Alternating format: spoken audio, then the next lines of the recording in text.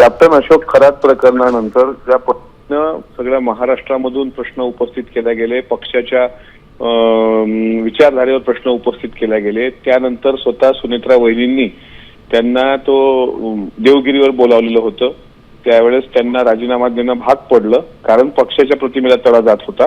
आणि आता प्रदेशाध्यक्ष पदाचा राजीनामा सुद्धा तुम्ही दिला असं म्हणताय, पण तो पक्षश्रेष्ठींनी देवगिरीच्या बैठकीमध्येच सर्वांनी एकानुमती त्यांना निरोप देऊन तो घेतलेला असावा. स्वतःहून दिला असेल असं मला वाटत नाही, तुम्ही बातमी चालवताय तशी. पण साधारणपणे पदात जो आहे त्याला गुरुस्थानी मानून त्याची पाद्यपूजा वगैरे करणं हे थोडंसं पक्षाच्या प्रतिमेला तडा जाणारं होतं. म्हणून राष्ट्रीय अध्यक्षा सुनेत्रा वहिनींनी आणि सर्व पक्षांनी घेतलेला तो निर्णय आहे. सर, त्यांनी सुरुवातीलाच राज्य महिला आयोगाचा राजीनामा दिलेला आहे, आयोगाच्या अध्यक्षपदाचा राजीनामा दिला.